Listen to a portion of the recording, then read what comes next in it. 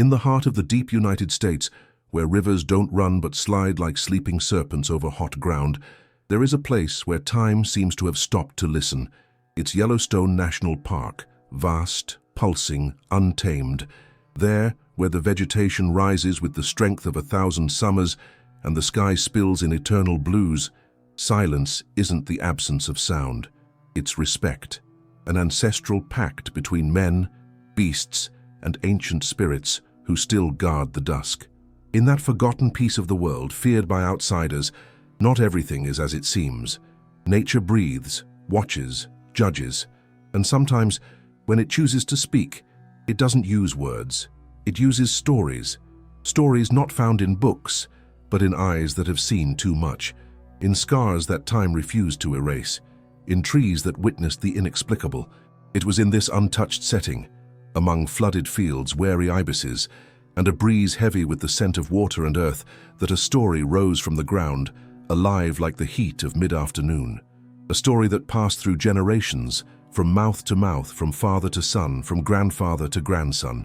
A story that begins with 2 children, a dusty backyard, and a dog that would never be forgotten. The elders say that when the forest suddenly falls silent, it's because death is lurking. But it doesn't always win, because sometimes the courage is born on 4 legs. And in this chronicle echoing through the paths of Yellowstone, the hero did not come on horseback, nor wielded a sword. He had golden fur, watchful eyes, and a heart that beat louder than fear. This is the story of a German shepherd who didn't just bark, he fought. Who didn't just protect, he sacrificed. A soul that roared louder than any beast.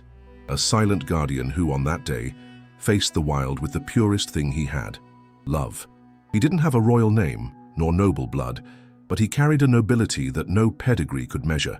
His name was Thor, a German shepherd with golden and black fur, proud posture, muscles carved by time and hard work in the field. His deep brown eyes seemed to reflect more than they saw. There was a rare awareness in them, as if that animal truly understood what it meant to protect. Thor wasn't a restless dog. He didn't bark for no reason. He didn't chase leaves carried by the wind. His silence wasn't distraction, it was presence. He watched. He listened to what men ignored, the creaking of trees, the whisper of waters, the approach of what didn't belong there. Born on an isolated farm deep in Yellowstone National Park, Thor came into the world amidst thunderstorms and mud. Still a puppy, he was adopted by a simple couple, farmers with tough routines, kind souls, and hands marked by calluses. He grew up surrounded by cattle, deer, and herons. He learned early to avoid snakes, cross flooded terrain, and distinguish the sound of an alligator from the usual rustle of vegetation. He was the kind of dog that moved little, but was always where he needed to be. He never slept fully. Even in rest, his ears seemed forever tuned to the pulse of the earth. But it was with the family's children that Thor created his strongest bond.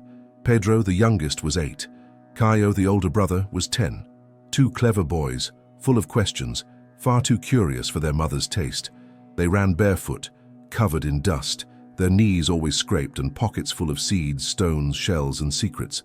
They played all day in the open backyard that looked more like a fragment of the wilderness, and Thor, even from a distance, was always watching. He didn't follow them everywhere. He didn't invade their freedom, but one strange sound, an unusual noise, and he appeared, majestic, silent, as if to say, "I'm here." Pedro loved lying on him during hot afternoons. He used the dog as a pillow and told his fantasies, that he was a jungle warrior, that Thor was his magic wolf, that together they would hunt invisible monsters. Caio preferred tossing seeds to see if the dog would catch them, but Thor ignored it. He wasn't playful. He was purposeful. And even as he aged, his instincts sharpened. When the parents went to the fields, he would sit by the wire gate like a living statue, eyes half closed, sniffing the wind. That wasn't routine. It was ritual. And anyone watching from afar might doubt it. But the boys knew. Thor was different. It was as if he knew more than an animal should. As if his soul carried the memory of other dogs from other centuries. As if he had lived 1,000 lives just to be there, in that moment with that family. Sometimes at night the mother would wake to the sound of the dog growling low, staring intensely into the dense forest behind the corral. And whenever that happened, something strange would be found the next day. Prints too large, scattered feathers, tree trunks scratched with deep claw marks. Thor was more than a dog. He was a watchman, a guardian. It was as if the earth had shaped him to fulfill one single purpose, and when that purpose finally arrived, he would not hesitate. In that forgotten stretch of the deep United States, childhood was still made of brush, silence, and endless sky. The afternoons arrived slowly, hot with the smell of damp earth mixing with that of ripe fruit. The sound of birds was a constant soundtrack, and the wind, though lazy, made the leaves of the ipe tree dance, the one Pedro and Caio used to climb like little monkeys on a journey of discovery. They didn't know what hurry was. They didn't know anxiety. For them, time was just another toy. It ran with them through the branches, hid in the cornfield, and laughed at silly jokes whispered through dusty mouths. They played at scaring off imaginary monsters, invading secret territories between the brush and sheds, finding treasures buried by invisible pirates. Innocence was their shield, and in that fenceless backyard, where the world seemed too vast for any evil, they felt untouchable. The parents, used to the routine of rural life, always knew where their sons were, out back near the mango tree, behind the chicken coop, by the bend of the dry creek, and they also knew that no matter where the boys were, Thor was close. Even if unseen, even if still, he was there. It was common to see him lying in the shade, eyes half closed, ears subtly rotating to every sound. The boys would run and shout, and he wouldn't move. But the moment there was a cry out of tone, a dry snap in the brush, he would lift his head. With his silent, heavy steps, he walked like someone measuring the world before touching it. Sometimes just his presence was enough to make an armadillo change direction or a snake curl up under a rock. Thor didn't need to bark. He was a warning in the shape of a domesticated beast. That particular afternoon, the sun poured through the trees in a golden, warm hue. The sky was clear, the clouds lazy, and the sound of cicadas began to announce that night was coming. Pedro carried a bucket of water, pretending it was a ship on the high seas. Caio dug holes with a branch, looking for the treasure buried by the Snake King. Both laughed, stumbled, invented stories, unaware that the scenery around them was beginning to change, unaware that playtime was about to turn into silence. Thor watched from a distance near the house's wooden porch, lying as usual but with open eyes. His tail didn't wag. His ears didn't rest. Something in the air had shifted. The smell of the wind was drier. The birds, usually bickering in the branches, were now silent, and the forest, so lively and noisy, seemed to be holding its breath. The mother inside the kitchen hummed distractedly as she stirred a pot over the wood stove. The father, in the shed, was sharpening a machete, and the boys kept playing. None of them knew. None of them felt, but Thor had already sensed it. The wilderness at that moment was watching, and what would come from the forest wasn't the wind. It was hunger. It was shadow. It was something that, in that land of raw beauty, should never be underestimated. Sometimes danger doesn't come screaming. It slithers. It hides among leaves, walks over dry branches without making a sound, and holds its breath so no one will notice. And on that golden afternoon, Yellowstone held its breath. It was subtle, almost imperceptible. Thor was the first to notice. His ears perked up as he turned his head east, where the forest thickened most. His eyes locked onto an invisible point to any ordinary human. No sound was heard, but the silence that was deafening. The breeze that played among the bushes simply stopped. The natural sway of the leaves ceased. Not a single bird chirped. It was as if nature itself all at once remembered that something dangerous was awake and near. Pedro and Caio kept playing, carefree, although Pedro paused for a moment, looking around with a frown. "It's weird, huh?" he said, half laughing, trying to understand what his child's instinct was telling him. Caio, older, shrugged. "Maybe some animals asleep around here. Let's finish digging." But even their voices seemed too low in that new silence. In the forest shadows, eyes moved. Two of them, round, fixed, silent. Their yellow glow flickered through the branches like two embers still burning. And behind those eyes, an agile and lethal body prepared itself. It was a puma. Female, adult, driven by hunger and survival. The drought of recent weeks had driven away the usual prey. Capybaras vanished, tapirs fled.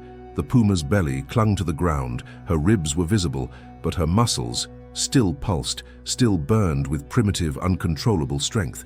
She wasn't looking for a fight. She was looking for food, and that day, fate pointed toward two small, fragile bodies laughing too close to the forest's edge. The puma advanced, one step at a time, without sound. Her body slid through branches and leaves like a ghost without haste. Her claws were tucked in, her tail held steady. Every movement was ancient, learned by generations of silent hunters. She reached the edge of the shadows, just a few meters away. Two boys playing, unarmed, defenseless, no dog in sight. Her breath grew heavier, her eyes narrowed, a muscle in her leg twitched.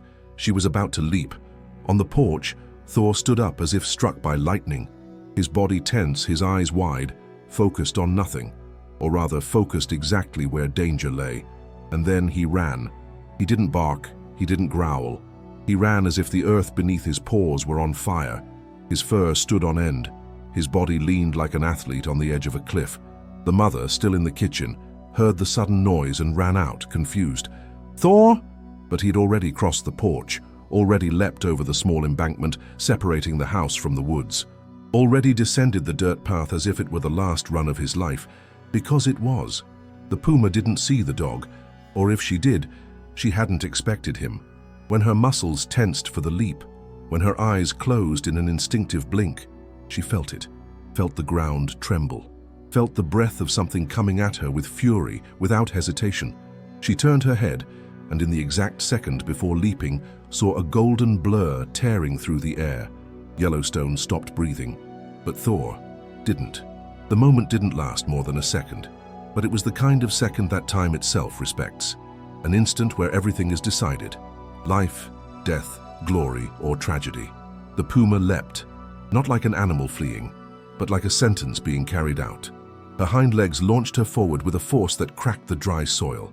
Her claws, previously retracted, extended like living blades.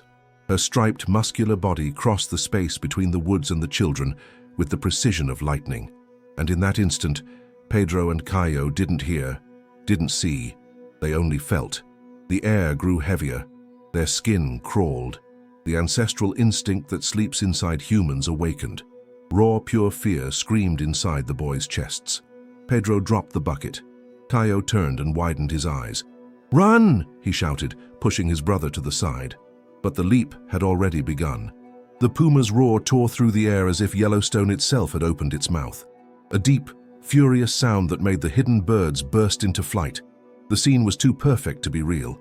Like a painting crafted in despair, two children frozen, defenseless, the brush opening to reveal teeth, claws, and starving eyes. But the puma's leap met resistance, because in the exact second her body flew through the air, another body arrived. Thor. The impact wasn't just physical, it was symbolic. It was brutal. It was as if the earth itself had thrown its own shield against evil. The dog hit the puma with his shoulder, throwing her off balance mid-air. Their bodies clashed with a dry crack, like breaking wood. Dust rose, leaves flew. Pedro fell onto his backside. Caio stumbled backward. The image they saw next would be etched into their minds forever.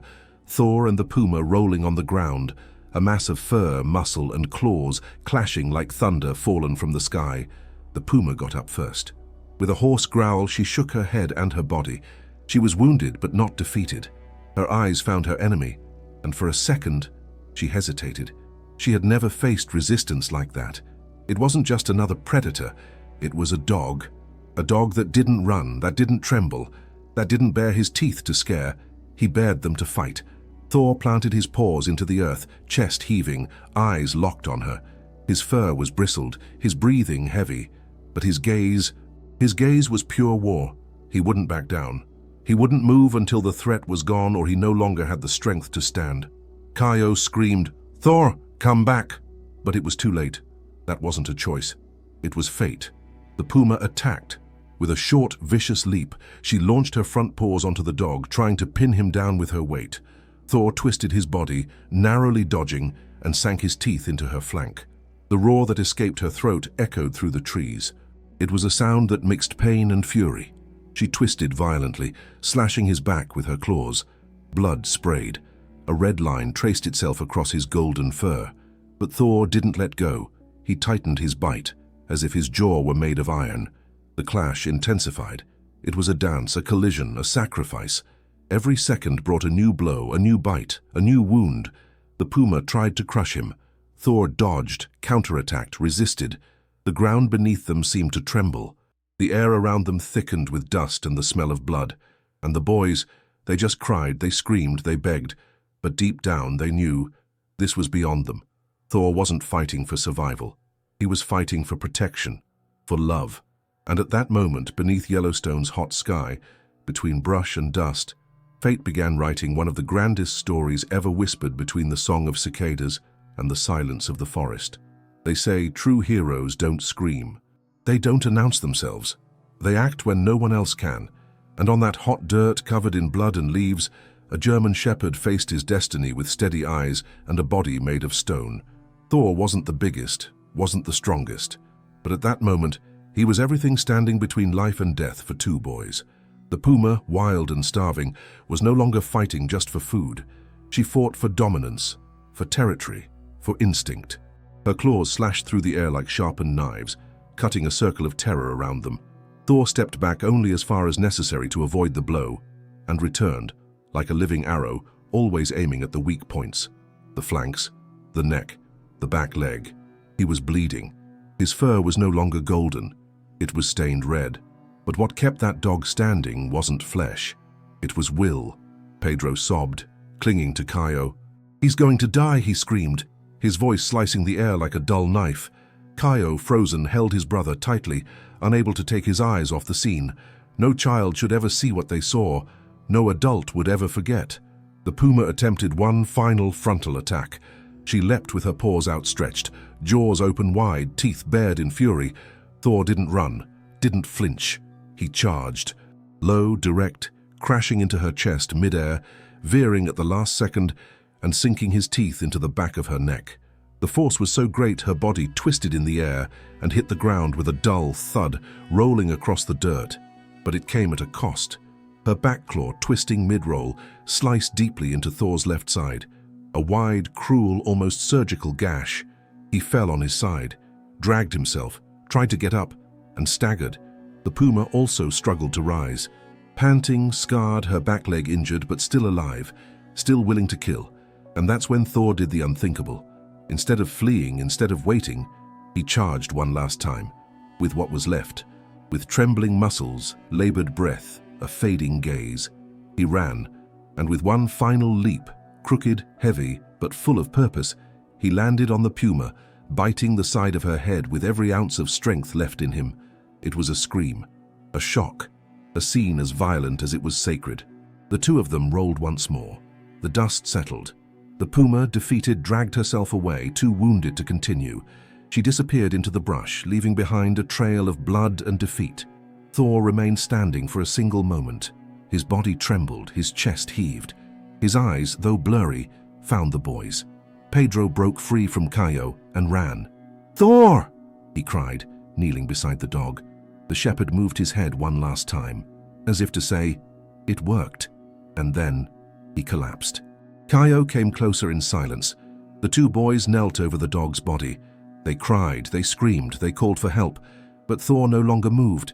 His body was warm, but his gaze had already gone elsewhere.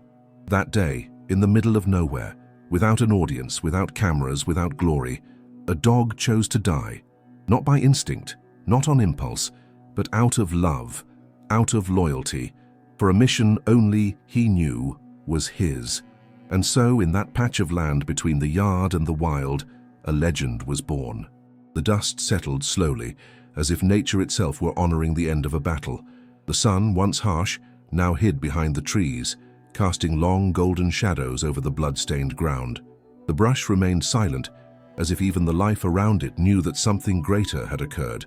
Thor was motionless, but not defeated, because something about his still body still commanded presence, as if his soul remained standing, even if his flesh no longer could. Pedro cried non-stop, his face pressed against the dog's neck, breathing in the familiar scent now laced with blood and iron. Caio stayed on his knees, his hands dirt-stained, holding his younger brother's shoulder. Neither of them knew how to act. Neither could understand how someone or something could give everything like that, to the very end. That's when their mother arrived. She had heard the screams and ran barefoot through the pasture, her heart racing, her eyes filled with fear.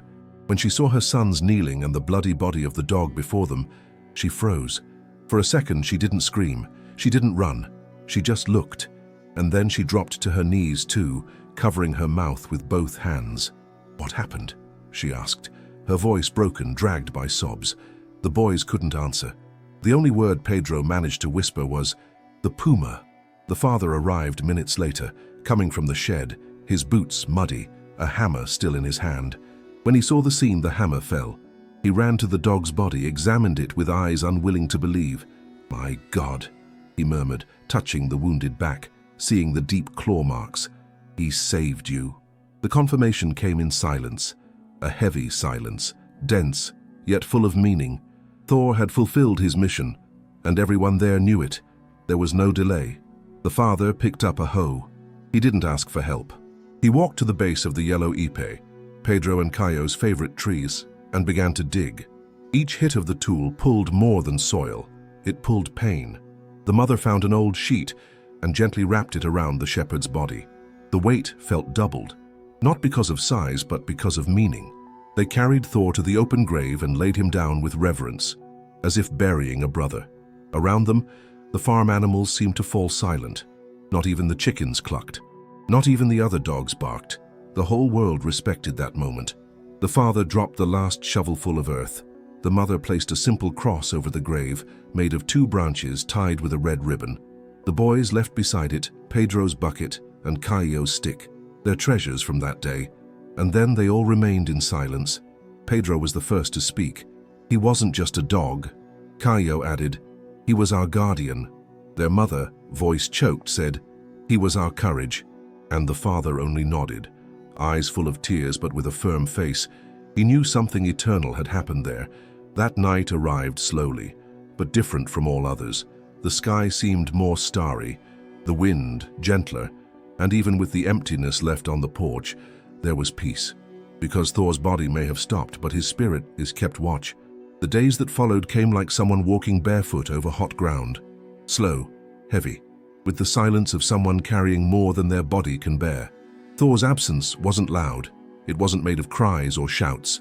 It was a dense absence, settling in the little things. In the empty space by the door, in the corner of the porch where he used to sleep. In the sound that no longer came when branches cracked in the brush. Pedro still went out each morning with the bucket in hand, but his steps were shorter. Caio kept exploring the yard, but now in silence, as if speaking to someone invisible at his side. The mother looked out at the yard through the kitchen window and sometimes forgot the spoon in the fire. The father, always so tough, didn't speak of Thor since the burial, but no one needed to. They all felt it. Even the animals seemed different. The rooster didn't crow for 2 days. The chickens huddled in a corner, as if waiting for something. Even the cattle wandered in circles at dusk, stopping near the ipe where the dog was buried. Then, one late afternoon, as the sun poured between the trees and the sky turned shades of copper and purple, something happened. Pedro was sitting on the ground, drawing in the dirt with a stick. Caio watched the clouds, thinking about how strange everything felt without their friend nearby. Suddenly, the younger boy asked, "Do you think he's still here?" Caio took a while to answer, and when he did, it was with the certainty only honest hearts carry. "I think so. Not with his body, but with what he was." That night, their mother placed a bowl of water by the front door. She said it was just a habit, but everyone understood. It was for him. And the next day, their father planted wildflowers around the cross by the ipe. None of them said much about it, but each gesture was a silent prayer, a deep thank you. Days later, a new puppy appeared on the farm, a skinny, scared mutt with big eyes and his tail tucked between his legs. The mother fed him a little. Pedro approached slowly and sat beside him. He didn't say anything, just held out his hand. The pup touched it with his nose and stayed. The father watched from afar, said nothing.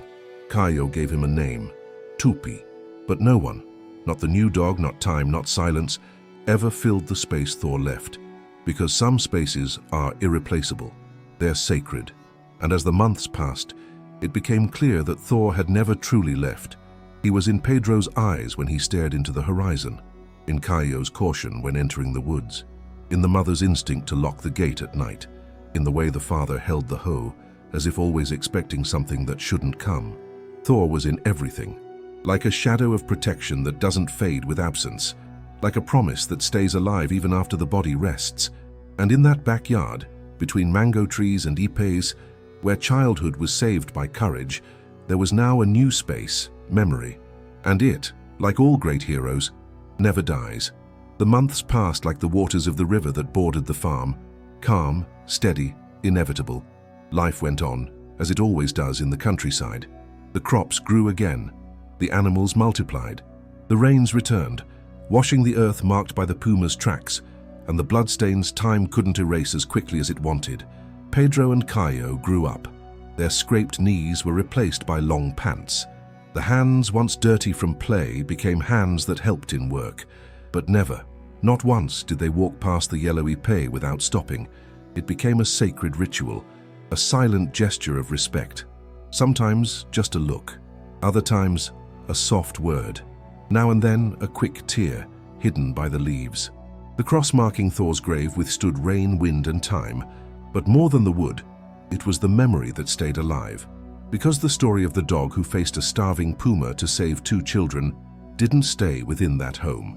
It crossed fences, followed trails, flew with the birds' songs. In the nearby town, people told the story like an old legend. "Have you heard of the dog from Mr. Jose's farm?" they asked around campfires. "They say he fought a puma with his own teeth," folks whispered at markets. And so Thor's name spread like the hot wind of summer, invisible, yet felt by all. At the rural school, the teacher asked students to write about the greatest hero they've ever known. Pedro wrote 3 pages about his 4-legged friend. Caio drew the moment Thor hurled himself at the beast, with a strength that barely seemed to fit in his body. Their mother kept those papers in a box, along with the dog's old collar and a piece of the sheet he was buried in.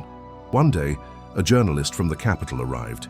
He had heard the story on a radio program and came to see if it was real. He arrived with a camera, a notebook, and skepticism. But when he saw Pedro's eyes, Caio's steadiness, the cross under the ipe, and the trail Thor's memory had left in every corner of the farm, he understood. And then he wrote a feature. Not a sensationalist piece, but a chronicle, a tribute, an homage to something many have forgotten, the silent loyalty that exists between humans and animals. The story went viral. It reached other cities. It was translated. It became a podcast episode. But for those who lived it, none of that mattered more than what happened at the end of each day. Every single day, without fail, Pedro and Caio's father placed a simple wooden chair on the porch. He sat in silence and stared at the ipe, sometimes with a faint smile, other times with his eyes lost. Occasionally, Pedro sat beside him. Caio came later. No one said anything, yet it felt like they were talking to someone still there, because deep down, they all knew. Thor hadn't gone. He had only changed places. Now he lived in the wind rustling the leaves, in the breeze that made the cross creak gently, in the memory that lived and would live, as long as someone had the courage to remember. Not all heroes wear capes. Not all stand in statues or fill the pages of history books. Sometimes true heroes walk on 4 legs, with their heads held high, eyes alert, and a heart bigger than their own bodies. Sometimes they are born deep in the wild, far from cameras, and face monsters of flesh and bone with nothing but the strength of loyalty. Thor didn't live to be remembered. He lived to protect. He asked for nothing in return. He never hesitated. And when the moment came to choose between running or fighting, surviving or saving, he chose what only the purest can choose, to give everything, even his last breath. This is more than the story of a dog. It is a reminder that true love, the kind that doesn't need words, can face death with dignity. It's a reminder that courage is not the absence of fear. Courage is to act in spite of it. If this story touched your heart, if you felt the truth between the lines, then now you too carry a piece of Thor inside you, a piece of strength, of loyalty, of bravery. Share this story with someone who believes animals are more than companions. They are guardians, brothers, and silent heroes. Tell us in the comments, what does being a true hero mean to you? Somewhere out there, another guardian may be waiting to be remembered. And remember, here on Beastly Chronicles, legends don't die. They roar, they bleed, and they live as long as someone listens. Until the next story.